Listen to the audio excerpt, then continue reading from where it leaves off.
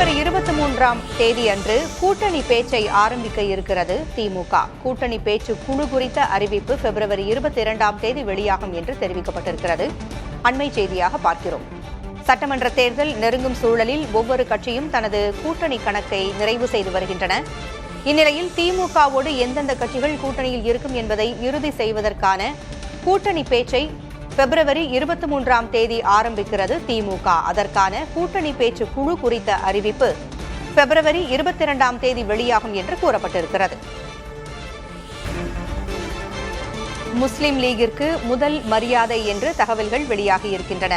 2026 தேர்தல் வருகின்ற சூழலில் கூட்டணி கணக்குகள் தொடங்கியிருக்கின்றன. பிப்ரவரி 23ஆம் தேதி கூட்டணி பேச்சுவார்த்தை நடைபெறும் என்று திமுக அறிவித்திருக்கிறது. பிப்ரவரி 22ஆம் தேதி அந்த கூட்டணி பேச்சு குழு குறித்த அறிவிப்பு வெளியாகும் என்றும் தகவல்கள் தெரிவிக்கின்றன. கூட்டணி குறித்த பேச்சில் முஸ்லிம் லீகிற்கு முதல் மரியாதை என்றும் தெரியப்படுத்தப்பட்டிருக்கிறது. முதல் நாள் பேச்சுக்கு முஸ்லிம் லீக் கட்சி அழைக்கப்பட இருப்பதாக கூறப்பட்டிருக்கிறது. 2026 தேர்தல் குறித்த கூட்டணி பேச்சுவார்த்தை தொடங்க இருக்கின்ற சூழலில் முதல் நாள் பேச்சுக்கு முஸ்லிம் லீக் கட்சி அழைக்கப்பட இருக்கிறது. இது திமுகவினுடைய தொடர் மரபாக பார்க்கப்படுகிறது. எப்பொழுதுமே கூட்டணி பேச்சுவார்த்தை தொடங்கும் பொழுது முஸ்லிம் லீக் கட்சிதான் முதலில் பேச்சிற்கு அழைக்கப்படும். அதுபோலவே இந்த தேர்தலுக்கும் முஸ்லிம் லீக் கட்சியே முதலில் பேச்சுக்கு அழைக்கப்படும் என்று கூறப்படுகிறது. இதனால் முதல் நண்பன் முஸ்லிம் லீக் கட்சி என்றே நாம் கொள்ளலாம். முதல் நாள் பேச்சுக்கு முஸ்லிம் லீக் கட்சி அழைக்கப்பட இருக்கிறது. கூடுதல் விவரங்களை வழங்க செய்தியாளர் ரமேஷ் இணைந்திருக்கிறார். ரமேஷ், 23ஆம் தேதி கூட்டணி பேச்சுவார்த்தை நடைபெறும் என்று கூறப்பட்டிருக்கிறது. வழக்கம் போல முஸ்லீம் லீக் கட்சியே முதலில் பேச்சுவார்த்தைக்கு அழைக்கப்படும் என்றும் கூறப்பட்டிருக்கிறது. கூடுதல் விவரங்கள் என்ன? திமுக கூட்டணியில் கால் நூற்றாண்டுக்கும் மேலாக தொடர்ந்து ஒரே அணியில் இருக்கக்கூடிய கட்சி இந்திய யூனியன் முஸ்லீம் லீக் கட்சி. அந்த கட்சிக்கு 2021 சட்டமன்ற தேர்தலில் முதல் முறையாக அந்த கட்சியுடன் பேச்சுவார்த்தை நடத்தி முதல் ஒப்பந்தம் காதர் மொய்தீனுடன் போடப்பட்டு காதர் மொய்தீன் வெளியில் வந்து அந்த ஆவணத்தை எல்லாம் காட்டினார். அதுதான் கடந்த கால நிகழ்வாக இருக்கிறது. முன்னாள் முதலமைச்சர் கலைஞர் கருணாநிதி இருக்கும் போதும் முஸ்லீம் லீக்கோடு தான் முதலில் ஒப்பந்தம் கையெழுத்து போடுவார்கள்.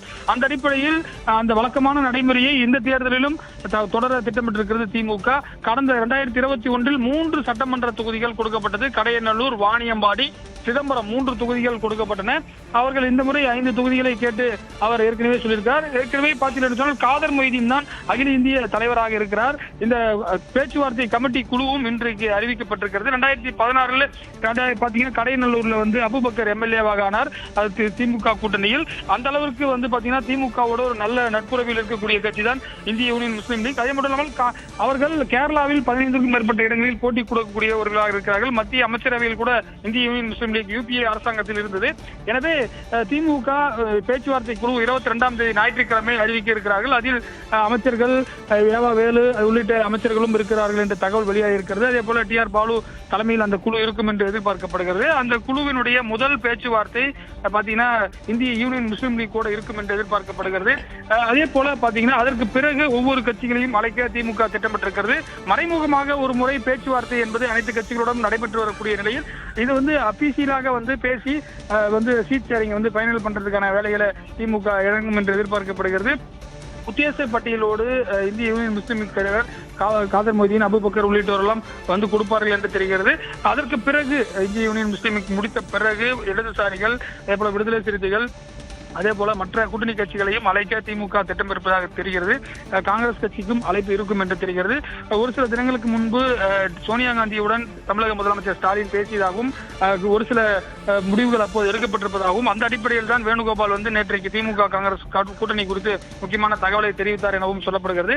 எனவே இந்த ஒரு முக்கியமான ஒரு அடுத்த கட்ட அரசியல் நோக்கி வந்து தமிழக அரசியல் கட்டம் செல்கிறது. ஏனென்று சொன்னால் பிப்ரவரி மாதத்துக்குள் அனைத்து வேலைகளையும் முடித்துவிட்டு மார்ச் 10ஆம் தேதி வந்து திமுக வேட்பாளர் பட்டியலை வெளியிடுவதற்கு திமுக திட்டமிட்டிருப்பதாக தெரிகிறது.